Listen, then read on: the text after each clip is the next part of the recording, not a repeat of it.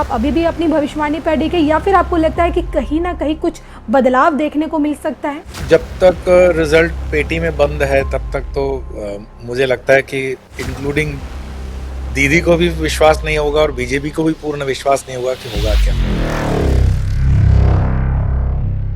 State की elections में कोई एक छोटा मोटा नेता, मैंने देखा उनका एक नेता है राज्यसभा का जो बोल रहा था मोदी जी के चेहरे पर अगर वोट मांगे जा रहे हैं तो अगर सरकार नहीं बना पा रहे हैं तो मोदी जी को त्याग पत्र देना चाहिए। उस हिसाब से तो राहुल गांधी को राजनीति से संन्यास ले लेना चाहिए।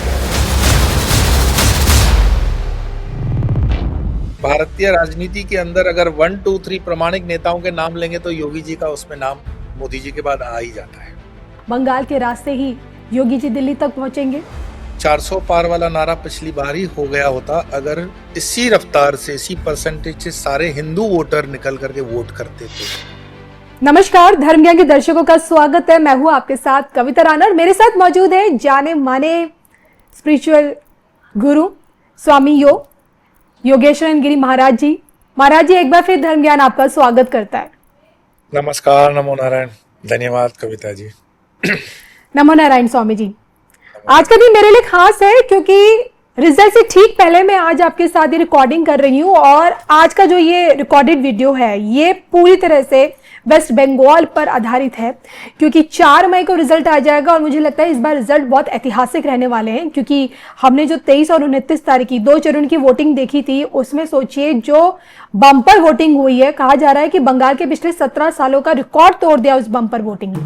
बंगाल की जनता ने घर से बाहर निकल कर वोट डाला है और इतनी बम्पर वोटिंग से लग तो रहा है कुछ शॉकिंग रिजल्ट आने वाला है। आप पहले भी कमल के खिलने की संभावना जता चुके हैं, लेकिन अभी के हालात को देखते हुए क्या आप अभी भी अपनी भविष्यवाणी पर अडिग है या फिर आपको लगता है कि कहीं ना कहीं कुछ बदलाव देखने को मिल सकता है? जब तक रिजल्ट पेटी में बंद है तब तक तो मुझे लगता है कि इंक्लूडिंग दीदी को भी विश्वास नहीं होगा और बीजेपी को भी पूर्ण विश्वास नहीं होगा कि होगा क्या जी। लेकिन एक बात है कि अगर फिगर्स पे ध्यान देंगे, आंकड़ों पे, तो जो बम्पर वोटिंग हुई है उसमें कोई वोटिंग अगर ज्यादा हुआ है तो उसका मतलब ये है कि सिर्फ हिंदू वोटर जो है वो बाहर निकल के वोट कर रहा है। तो उसको लॉजिकल तरीके से समझेंगे कि कौन सा हिंदू वोटर बाहर निकल के कर रहा है। एक तो SIR में जो कट गए 10% जो फर्जी वोटर रहे होंगे या जो मर पिट गए होंगे उनके नाम कट गए, तो बाकी जो बचे उनमें से सारे के सारे वोटिंग करने के लिए सपोज 92-93% की तरफ वोटिंग बता रहे हैं, तो मुस्लिम्स तो वैसे भी वोटिंग करते हैं 100%। अगर वोट नहीं करता है तो हिंदू नहीं करता। मुझे बिल्कुल याद है पिछले महीने मैंने अपने चैनल पे जो एपिसोड डाला था कि बंगाल ऑन टाइगर करके, उसमें मैंने यही कहा था कि अगर हिंदू वोट करने बाहर निकल जाए तो परिवर्तन हो सकता है, बाकी संभावना नहीं है। अब इसमें जो वोट करने आया वो हिंदू है, तो उसमें भी 2 प्रकार के हैं कि जिन लेडीज के अकाउंट में वहां की स्कीम के अनुसार पैसे जमा हो रहे हैं, 1500 रुपया है या कोई दूसरे भी पर्क्स हैं वहां पे कोई स्कीम्स के, तो उस तरह के लोग भी आए भय से कि भाई हमारी कहीं पे ये स्कीम बंद हो गई तो क्या होगा, तो उस सरकार के लोग भी वोट कर रहे हैं। पर मैं व्यक्तिगत मानता हूं कि ये वोट बीजेपी को फायदा देने वाला वोट हुआ है, बीजेपी के लिए वोट है, परिवर्तन के लिए वोट है। और बाकी अगर मान लो 1% हम ऐसा मान के चलें कि कुछ जो एग्जिट पोल दिखा रहे हैं कि नेक टू नेक है, दीदी के 142 हैं और भाजपा के 145 जी, तो उसमें 3, 4, 5, 6 सीट का जो भी अगर डिफरेंस आता है तो सीधी सी बात है कि कांग्रेस कभी भी TMC को ही सपोर्ट करेगी और दूसरे भी TMC को ही सपोर्ट करेंगे। उस हालत में चांस बहुत 1% है। अगर मानो वो 1% भी हम सत्य मान के चले स्ट्रेटेजिकली, तो मैं आपको बता रहा हूं फिर भी ये सरकार दीदी 5 साल नहीं चला पाएगी, उसके पहले ही पहले सरकार उसकी टूट जाएगी, फिर से बीजेपी वापस से आए। मतलब कुल मिलाकर के बीजेपी को ही सरकार बनानी है, एथिकली भी, और जिसको कहते हैं ना कि एक वोटर्स का माइंड सेट देखते हुए भी। और जो परिस्थितियां हैं, एंटी इनकम्बेंसी बहुत खिलाफ गई दीदी के, और जो पिछले दिनों केसेस हुए सारे पब्लिक फोरम के अंदर, चाहे वो बलात्कार से संबंधित हो, कानून व्यवस्था से संबंधित हो, तो लोगों की एक नाराजगी तो बहुत है। और 15 साल एक बहुत बड़ा एक पीरियड है, और कई गवर्नमेंट, सेंट्रल गवर्नमेंट की स्कीम्स को उन्होंने जो नहीं लागू किया, उससे स्टेट की जनता के मन में ये रोष रहा कि हम कुछ कुछ फायदों से महरूम रह गए, कुछ स्कीम्स जो उनके मिलने चाहिए थे वो नहीं मिले। और बंगाल का पोटेंशियल है, बंगाल में इंडस्ट्री बहुत बढ़िया से लग सकती है, बंगाल में जमीन है, बंगाल में पानी है, बंगाल में सोर्स रिसोर्स पोर्ट्स सब कुछ है, फिर बंगाल क्यों तरक्की नहीं कर रहा है? तो उसका कारण मात्र यही था कि इच्छा शक्ति जो पॉलिटिकल होनी चाहिए वो पॉलिटिकल इच्छा शक्ति कम और अवसरवादिता ज्यादा थी। और दूसरा जो हम लोग कहते हैं ना कि माइनॉरिटी के नाम पर जो उन्होंने कार्ड खेला हर बार, वो इस बार दीदी के खिलाफ जाता हुआ दिखाई देता है। हाँ, ग्रह नक्षत्र तो है ही उसके खिलाफ। तो कुल मिलाकर के मैं अभी भी इसी पक्ष में हूं कि सरकार बीजेपी ही बनाएगी। चलिए, आपकी सारी बातें तो समझ आती है, लेकिन देखिए ना, बंगाल का जो 4 मई का जो रिजल्ट आएगा वो ना सिर्फ देखिए सिर्फ बंगाल के लोगों के लिए ही क्रुशियल नहीं है, बल्कि मोदी जी के लिए, मोदी सरकार के लिए इसलिए भी क्रुशियल है क्योंकि उन्हें 2029 का जो लोकसभा चुनाव लड़के जीतना है। और अगर वो यहाँ पे इतनी मेहनत करने के बाद भी अगर इस बार भी पीएम मोदी बंगाल में कमल खिला पाने में अगर कहीं भी चूक गए, तो क्या आपको लगता है कि उनकी लीडरशिप पे सवाल अभी से उठने लग गए हैं? कहा जा रहा है कि अगर यहाँ पे भी आप इतनी मेहनत करने के बाद हार गए तो भाई आपको अपना पद त्यागना पड़ेगा नैतिकता के तौर पे। क्या आपको नहीं नहीं, लगता है कि कुछ ऐसा हो सकता है? स्टेट की इलेक्शंस में कोई एक छोटा मोटा नेता, मैंने देखा उनका एक नेता है राज्यसभा का जो बोल रहा था कि मोदी जी के नाम पर या मोदी जी के चेहरे पर अगर वोट मांगे जा रहे हैं तो अगर सरकार नहीं बना पा रहे हैं तो मोदी जी को त्याग पत्र देना चाहिए। उस हिसाब से तो राहुल गांधी को राजनीति से संन्यास ले लेना चाहिए। ये कोई नैतिकता के रूल्स जो है वो ऐसे टुच्चे टुच्चे नेता नहीं स्थापित करते हैं। हाँ, ब्रॉड माइंड होकर के, मतलब एक बड़े परिप्रेक्ष्य में देखेंगे कि एक जो राष्ट्रीय नेता होते हैं वो अपने प्रचार प्रसार के अंदर बहुत सी बातें कहते हैं और बहुत सी चीजें होती हैं। बिल्कुल जीरो पे तो बीजेपी नहीं हो रही है, नेक टू नेक मानो कि मुकाबला है। और मैं ये भी नहीं कहूंगा कि इससे निराश होकर के सपोज करो कि अगर ममता जी हार जाती है तो वो राजनीति छोड़ देंगी, नहीं, ऐसा नहीं होता है। लेकिन क्या होता है, ये नेताओं के दो चेहरे होते हैं, वो किसी भी पार्टी के हों। नेता मतलब आप कभी भी देखोगे उसके दो मुंह होते हैं। वो पब्लिक में जो स्टेटमेंट करता है वो एक होती है और व्यक्तिगत जीवन में उनके अलग होते हैं। तो हाँ, आम जनता को अब समझ में आ गया है कि नेताओं की बातों को बहुत संजीदगी से या बहुत सीरियसली नहीं लेना चाहिए। तो मुझे नहीं लगता है कि आपके देखने वाले भी जो होंगे वो उस नेता की स्टेटमेंट को बहुत सीरियस ले रहे होंगे, नॉट नेसेसरी। जी, अब देखिए, भले देखिए बंगाल का चुनाव ना मोदी बनाम ममता तमाम टीवी चैनलों ने इसे चलाया और इसे देखा भी जा रहा है। अभी भी जो बंगाल की जो लड़ाई है मोदी जी की और ममता जी के बीच में देखी जा रही है, लेकिन इस लड़ाई के बीच में कहीं ना कहीं मुख्यमंत्री योगी आदित्यनाथ की भी एंट्री हो चुकी है। योगी जी का एक डायलॉग बड़ा फेमस हो गया था, पिछली बार भी हुआ था, पिछले के विधानसभा चुनाव में, 4 मई ममता गई, ये वाला। और इस कहा जाता है कि पिछली बार जहां जहां उन्होंने धुआंधार रैलियां की थी, जहां प्रचार प्रसार किया था, वहां से बीजेपी को अच्छी वोटिंग मिली थी, जीती भी थी उन सीटों पर। इस बार भी योगी जी ने जिस तरह से धुआंधार प्रचार किया है उसके बल पे अगर बंगाल में कमल खिल जाता है तो आपको क्या लगता है कि कितना बड़ा फायदा खुद योगी जी को यहां से होगा? क्योंकि अगले साल देखिए 27 में यूपी का चुनाव भी है। मैं आपको, बंगाल तो ठीक है, पिछले दिनों जो आप पार्टी के 6-7 सांसद राज्यसभा के इधर से उधर हो गए, जी जी। तो मैं अभी एक समाचार पढ़ रहा था कि पंजाब के अंदर भी आम जनता चाहती है कि हमारा मुख्यमंत्री योगी जी जैसा हो। मतलब आम जनता जो है वो लॉ एंड ऑर्डर चाहती है, आम जनता चाहती है कि ईमानदारी से राजपाट चलाने वाला हो। उनको ऐसा कोई पियक्कड़ किस्म का मुख्यमंत्री नहीं चाहिए, ज्यादा बोल बुलाइया बोलने वाला मुख्यमंत्री नहीं चाहिए, शो ऑफ करने वाला मुख्यमंत्री नहीं चाहिए। व्यवहारिक धरातल पे जनता के लिए काम करने वाला, और सबसे बड़ी बात है सुरक्षा की गारंटी देने वाला। तो पंजाब की जो परिस्थितियां हैं, पंजाब में तो वो गए नहीं अभी प्रचार प्रसार करने, फिर भी योगी जी की छवि वहां काम कर रही है कि मुख्यमंत्री हो तो योगी जी जैसा हो। हाँ, बंगाल के अंदर जो योगी जी ने जो भी रैली की और जो भी जनता से उनका संवाद बना है, वो अपने आप में एक संदेश है कि न्याय, कानून व्यवस्था और सारी सरकारी स्कीम्स को जनता तक पहुंचाने का लक्ष्य है। और उस लक्ष्य को पाने के लिए पर्याप्त एक सीट्स या मेजॉरिटी चाहिए। तो हर एक राजनेता का ये जन्मसिद्ध अधिकार है कि उसके लिए वो जो भी best of the best effort कर सकता है वो उसको करना चाहिए। और मुझे लगता है कि योगी आदित्यनाथ उस मामले में 100% काम करते हैं, हर जगह जहां भी जाएं, चाहे वो गुजरात के प्रचार में आएंगे, महाराष्ट्र में जाएंगे, असम में जाएंगे, जहां योगी जी जाएंगे लोग उनको इसीलिए पसंद करते हैं कि वर्तमान के भारतीय राजनीति के अंदर अगर 1 2 3 प्रामाणिक नेताओं के नाम लेंगे तो योगी जी का उसमें नाम मोदी जी के बाद आ ही जाता है। तो योगी जी की प्रामाणिकता पे तो कोई शंका कर भी नहीं सकता। बिल्कुल। देखिए, अब तक तो मैं हर किसी से ही पूछती थी, आपसे भी पूछा कई दफ़ा कि क्या योगी जी यूपी से होकर ही अब दिल्ली तक पहुंचेंगे, लेकिन आज तो मैं ये पूछने पे मजबूर होगी, क्या मैं ये समझूं कि अब बंगाल के रास्ते ही योगी जी दिल्ली तक पहुंचेंगे?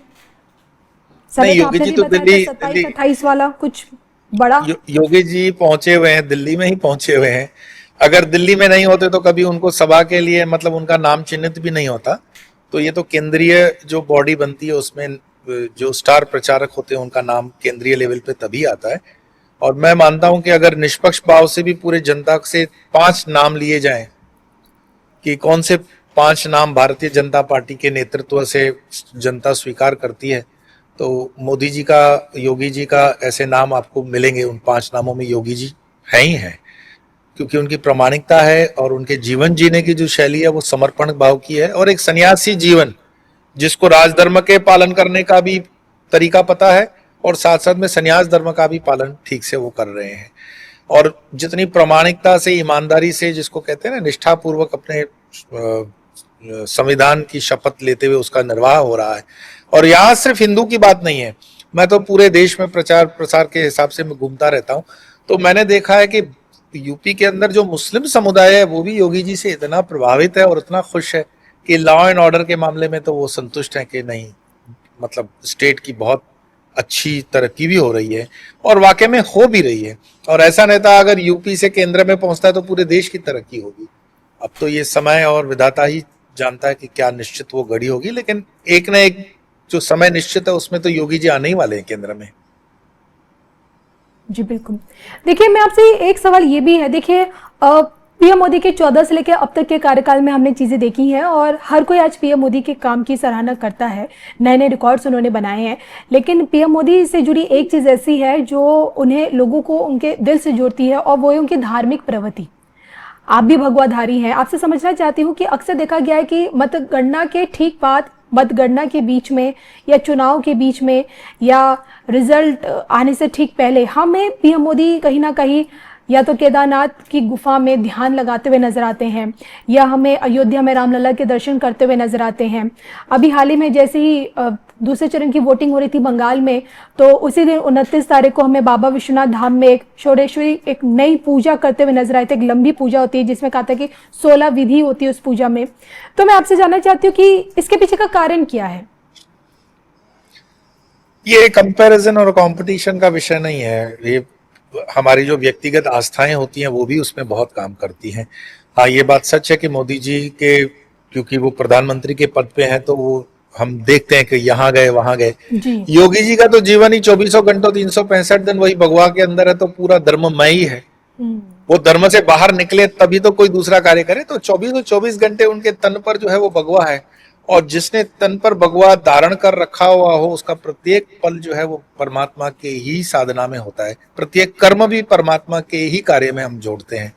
तो मैं इसको कहीं एक दूसरे के विपरीत भी नहीं देखता हूँ, विरुद्ध भी नहीं देखता हूँ, और कंपैरिजन कंपटीशन में नहीं देखता हूँ। मोदी जी की जो आस्था है, मोदी जी का जो तरीका है वो मोदी जी का है, और योगी जी का जो है वो योगी जी का है। दोनों अपने अपने मार्ग पे बिल्कुल सही है।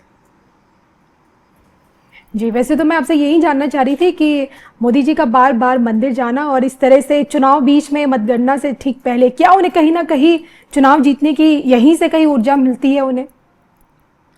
नहीं, मैं व्यक्तिगत तो इस पर नहीं कह सकता हूं कि उनकी आस्था क्या है, लेकिन एक सन्यासी होने के नाते मैं कहूंगा चुनाव बहुत छोटी सी चीज है, और जब हम परमात्मा के सामने खड़े होते हैं तो चुनाव की तो गिनती क्या होती है, जीवन मरण का चुनाव वो बड़ा होता है। आत्मनो मोक्षार्थम जगत हिताय च, स्वामी विवेकानंद के दिया हुआ मंत्र है। रामकृष्ण मठ मिशन के नीचे आप लोगों में देखोगे आत्मनो मोक्षार्थम जगत हिताय च। तो जगत का हित बाद में आएगा, पहले आत्मन मोक्षार्थ, स्वयं के मोक्षार्थ के लिए हिंदू धर्म है या सनातन धर्म है जो सिखाता है। मैं मानता हूं कि इतनी छोटी छोटी चीजें, परमात्मा अंतर्यामी है और सर्वोपरि है और वो सब कुछ देखता है, तो उससे मांगने की कोई आवश्यकता क्या है। परमात्मा जानते नहीं है कि देश को क्या चाहिए। ये हमारा अहोभाव होता है परमात्मा के पास जाकर के अहोभाव प्रकट करना कि परमात्मा आपने जो कुछ किया है अच्छा किया है, मैं उसके लिए धन्यवाद ज्ञापित करने आया हूं, न कि मांगने आया हूं। मांगने वाला तो भिखारी होता है, और कोई भी जो धर्म का अनुयायी होता है, जो धर्म के मार्ग पे चलता है, वो मांगता नहीं है। मंदिर में कभी मांगने नहीं जाना चाहिए। मंदिर में तो अहोभाव प्रकट करने जाना चाहिए, धन्यवाद देने चाहिए। बाकी भिखारी तो बाहर मिल ही जाते हैं आपको, मंदिर के बाहर। तो जो नेता मंदिरों में मांगने जाते हैं वो भिखारी होते होंगे, पर जो आध्यात्मिक होगा वो तो अहोभाव प्रकट करने जाता है। और मुझे बिल्कुल पूरी विश्वास के साथ मैं ये बात कह रहा हूं कि मोदी जी अगर कहीं पे साधना के लिए या मंदिर पे जा रहे हैं तो वो अहोभाव प्रकट करने जा रहे हैं, न कि मांगने जाते होंगे। कर्म करने का फल तो मिलना ही है, मिलेगा ही, लेकिन अहोभाव प्रकट करने के लिए जाना जरूरी है। अब देखिए, अगर इस बार का बंगाल का चुनाव अगर फाइनली अगर पीएम मोदी जीत जाते हैं तो एक नया रिकॉर्ड वो बना देंगे, और बैक टू बैक 2014 से लेके अब तक नए नए रिकॉर्ड्स भी बना रहे हैं। इन्हीं रिकॉर्ड्स के बीच में बंगाल जीतने के बाद क्या हम ये समझ रहे हैं कि 400 पार का उनका ख्वाब भी पूरा हो जाएगा 29 में, राह और भी आसान हो जाएंगी? ट्रेलर देखा जा रहा है बंगाल के चुनाव को भाजपा के लिए। ये जो 400 पार का हम नारा सुनते आ रहे हैं पिछले चुनाव से, ये चुनाव 400 पार वाला नारा पिछली बार ही हो गया होता अगर इसी रफ्तार से, इसी परसेंटेज से सारे हिंदू वोटर निकल करके वोट करते तो। और मैं मानता हूं कि 2029 के चुनाव में भी अगर इसी रफ्तार से, इसी परसेंटेज से हिंदू सिर्फ वोट करने निकले, मैं ये भी नहीं कहूंगा कि इसको वोट दो या उसको वोट दो, पर कम से कम वोट करने निकलो, अपना जो ये हमारा राष्ट्र धर्म है उसका पालन करो, तो 400 पार बीजेपी बिल्कुल होगी, उसको कोई रोक नहीं सकता है। सिर्फ वोट करने से ही हो जाएगा, क्योंकि इस देश में अब जनता के सामने दूसरा ऑप्शन ही कोई नहीं है। मुझे बताओ ऐसी कौन सी पार्टी का नाम लोगे जो अंतरराष्ट्रीय स्तर पर ट्रंप को जवाब दे सके, जो अंतरराष्ट्रीय स्तर पर आपके व्यापार और इन सब चीजों को समझ सके। ऐसा कौन सा नेता है जो राष्ट्र को सर्वोपरि रख करके बात करता हो? सारी की सारी पारिवारिक पार्टियां हैं, सारी की सारी पार्टियां परिवार पे चल रही है। राष्ट्र के लिए चलने वाली पार्टी कौन सी? तो जनता जिसके पास थोड़ा भी विवेक है, थोड़ा भी बुद्धि है, थोड़ी सद्बुद्धि है, वो समझेगी कि जो भी हो उसके पास ऑप्शन न लेते हुए बीजेपी को ही वोट करना है। इसीलिए मैं हमेशा कहता हूं, सिर्फ वोट करने भी निकलेगा ना तो विवेक से वो प्रत्येक वोटर बीजेपी को ही वोट करेगा, और 400 पार उसमें कोई असंभव नहीं है।